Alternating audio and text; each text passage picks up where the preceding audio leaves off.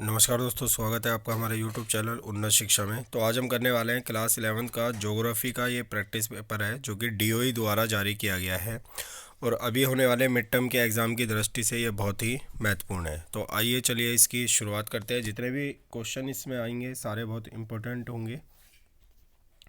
तो देखिए, ये एक तरीके से जो आपका मिड टर्म का एग्ज़ाम होने वाला है उसके पैटर्न पर बनाया गया है पूरा। तो सेक्शन ए में 24 प्रश्न है, 20 के उत्तर देने हैं।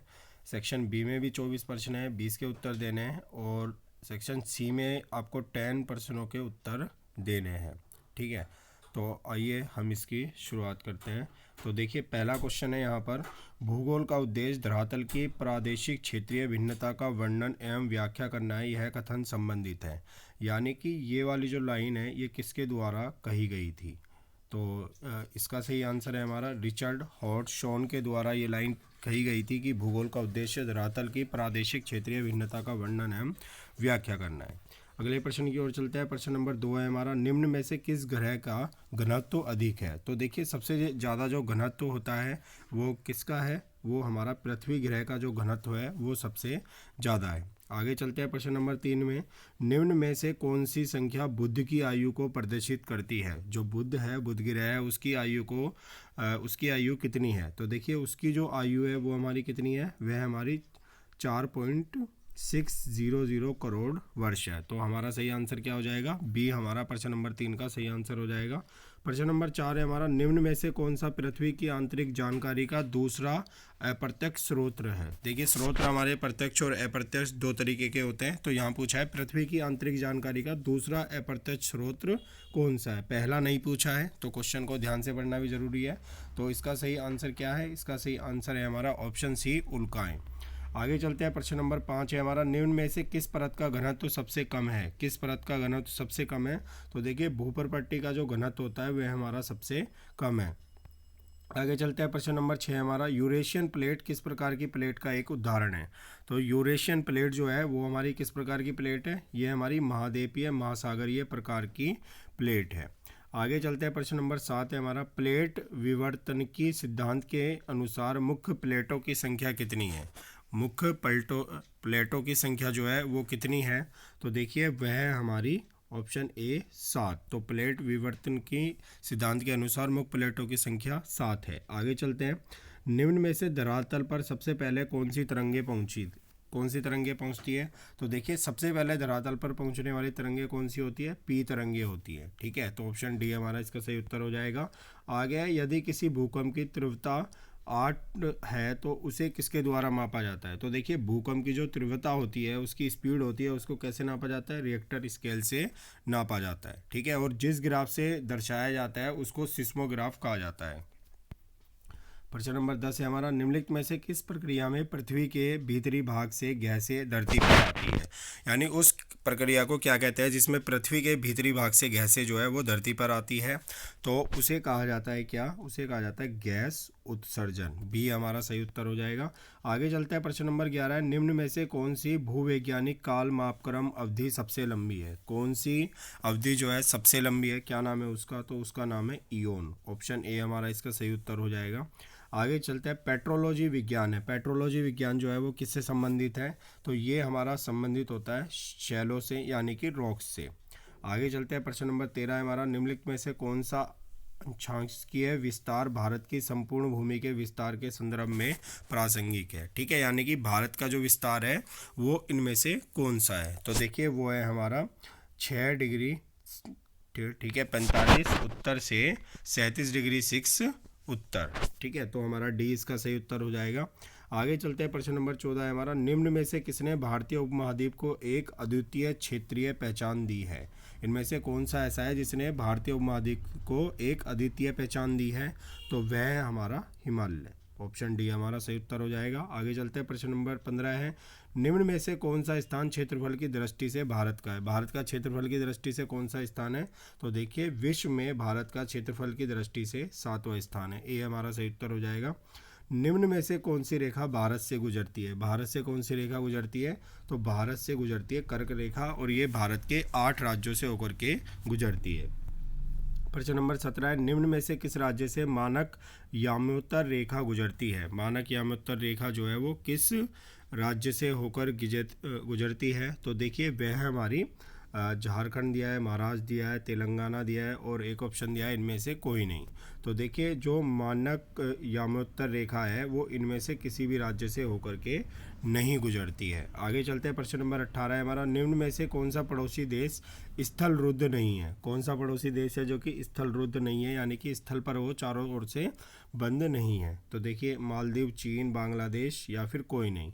तो इन तीनों में से कोई भी देश ऐसा नहीं है जो स्थल रुद्ध ना हो। तो ऑप्शन डी हमारा इसका सही उत्तर हो जाएगा। गांधी सागर बांध बनाया गया था, किस नदी पर बनाया गया था गांधी सागर बांध? तो देखिए गांधी सागर बांध जो है वो चंबल नदी पर बनाया गया था। आगे हमारा, निम्नलिखित में से कौन सा तापी नदी का उद्गम स्थल है? तापी नदी कहाँ से निकलती है? तो तापी नदी जो है वो मुल्ताई से निकलती है। ऑप्शन बी का हमारा सी सही उत्तर हो जाएगा।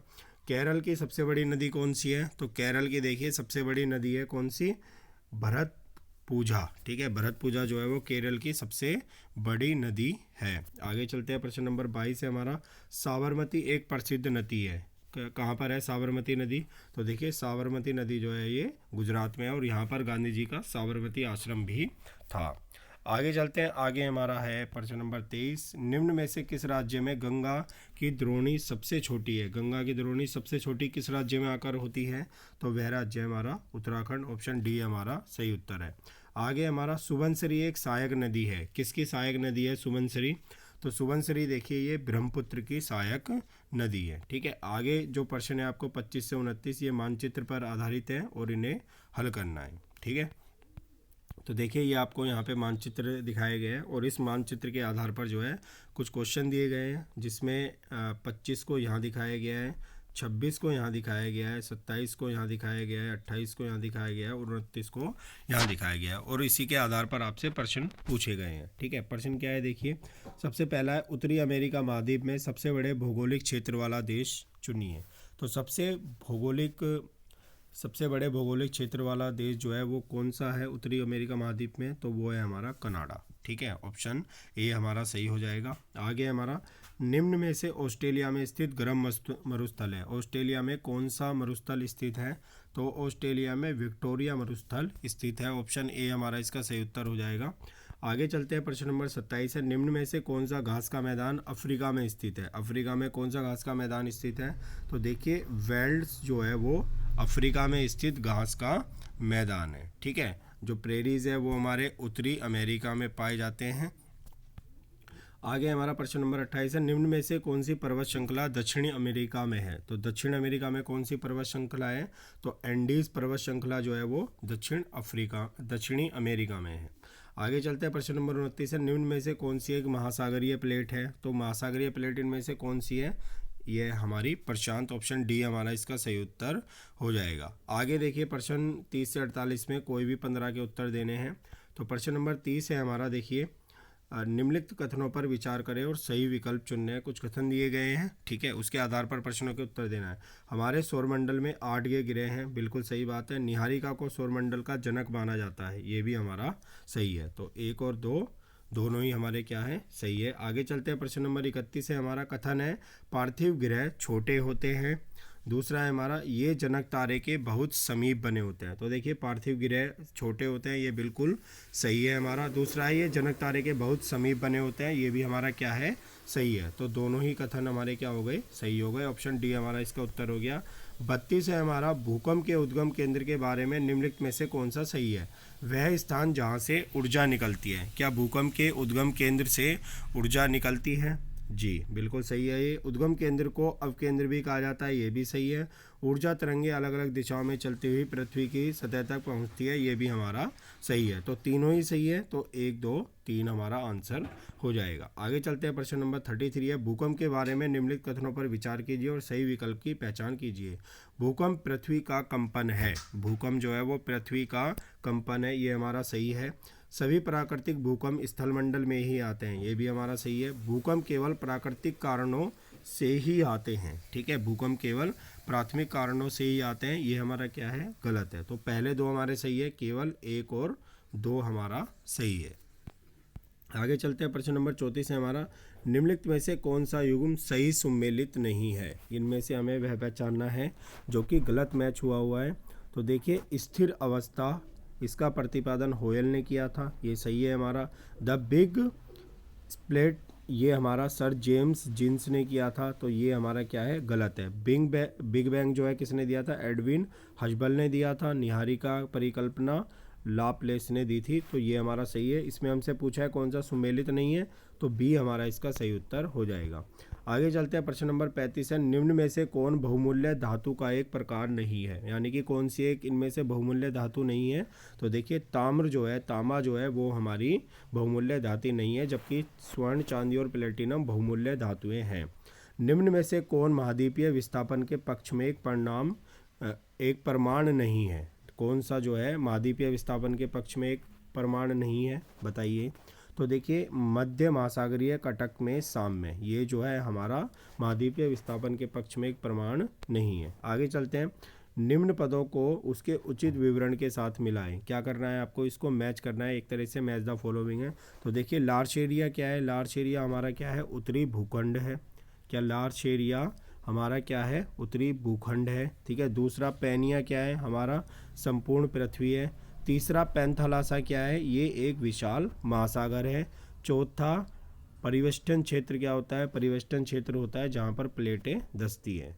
तो देखिए पहले का ए, दूसरे का बी और तीसरे का डी और चौथे का हमारा क्या हो गया, सी। तो सी हमारा ऑप्शन सही उत्तर हो जाएगा। आगे चलते हैं, भूकंपीय तरंगों की दिशा भिन्नता का अनुमान किसके द्वारा लगाया जाता है। ठीक है, भूकंप की जो तरंगें होती हैं तो उनकी जो डायरेक्शंस है उसकी डिफ्रेंशिएट उसको किसके द्वारा किया जाता है, वो किया जाता है भूकंप लेखी के द्वारा। मैंने आपको बताया था कि सिस्मोग्राफ से जो है भूकंप की तरंगों को शो किया जाता है। आगे हमारा कोसी नदी निम्नलिखित में से किसकी सहायक नदी है। तो देखिए कोसी नदी जो है वो हमारी गंगा की सहायक नदी है। आगे चलते हैं, निम्न नदियों को लंबाई को घटते क्रम के अनुसार, देखिए घटते क्रम में लगाना है तो सबसे लंबी नदी को सबसे पहले लगाना होगा। तो सबसे लंबी नदी कौन सी है, तो देखिए सबसे लंबी नदी है इसमें कौन सी, नर्मदा। तो पहले पे आ गई हमारी नर्मदा नदी, ठीक है। दूसरी कौन सी है जो सबसे लंबी है, तो दूसरी सबसे लंबी है हमारी महानदी। तो पहले हमारा 3 हो गया, दूसरा हमारा 1 हो गया, ठीक है। इसके बाद देखिए उसके बाद कौन सी आती है, इसके बाद आती है तापी। तो 3, 1, 2 और लास्ट में हमारा 4 बच जाएगा। तो ऑप्शन ए हमारा इसका जो है सही उत्तर हो जाएगा। तो ये हमारा प्रश्न नंबर 41 है, निम्नलिखित कथनों पर विचार करें और सही विकल्प को चुनें। दक्षिण भारत की नदियों का भाव मानसून ऋतु में काफ़ी ज़्यादा बढ़ जाता है, बिल्कुल सही है। दक्षिण भारत की नदियों के भाव की प्रवृत्ति वर्षा द्वारा नियंत्रित होती है, ये भी हमारा सही है। तो देखिए क्या है, दोनों कथन हमारे सही है और कथन 2 कथन 1 की सही व्याख्या भी कर रहा है। आगे चलते हैं, प्रश्न नंबर 42 है हमारा, निम्न में से कौन सा युग्म सही सुमेलित नहीं है। इनमें से हमें देखना है कि कौन सा जो है वो हमारा सही से मैच नहीं हो रखा है। तो देखिए यमुना क्या है, यमुनोत्री से निकलती है, बिल्कुल सही है। कोसी नदी तिब्बत से निकलती है, सही है। शारदा मिलाम से निकलती है, सही है। लेकिन सिंधु नदी परिपंजाल से निकलती है, ये हमारा क्या है, गलत है। तो 42 का हमारा ऑप्शन बी सही हो जाएगा कि हमारा जो बी ऑप्शन है वो हमारा गलत है। आगे चलते हैं, जो अपवाह प्रतिरूप पेड़ की शाखाओं के अनुरूप हो उन्हें क्या कहा जाता है। तो उन्हें कहा जाता है क्या, वृक्षाकार। प्रश्न नंबर 44 है हमारा, प्रायद्वीपीय अफवाह तंत्र के संबंध में निम्नलिखित में से कौन सा कथन सत्य नहीं है। देखिए नहीं को ध्यान से देख लीजिए, प्रश्न को पढ़ते समय ये हमें ध्यान रखना चाहिए।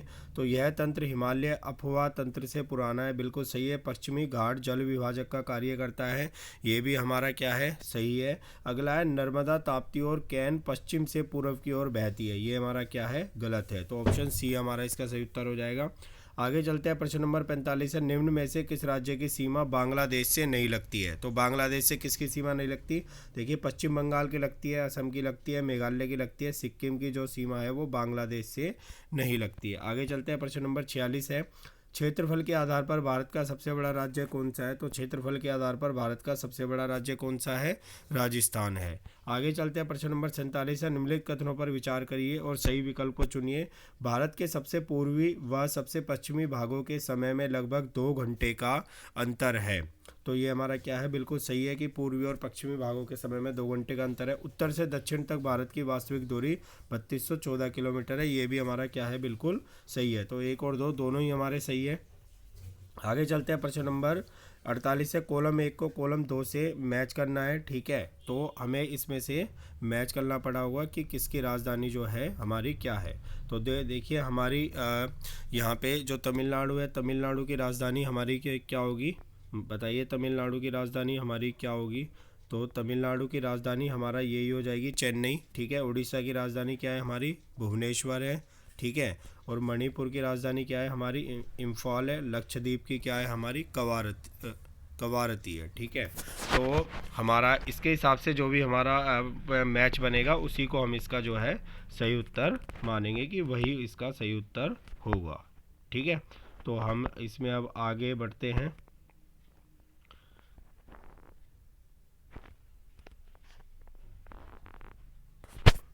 आगे हैं हमारा इसमें प्रश्न नंबर 49 से 52 तक देखिए उत्तर देने हैं, और ये हमें कहाँ देने हैं, इसके आधार पर जो हमें यहाँ पे गद्यांश दिया हुआ है ये पढ़ना है, और इसके आधार पर हमें प्रश्नों के उत्तर जो है वो दे रहे हैं। देखिए गद्यांश आपको बिल्कुल ध्यान से पढ़ना चाहिए, क्योंकि इसी के आधार पर आप प्रश्नों को उत्तर दे सकते हैं।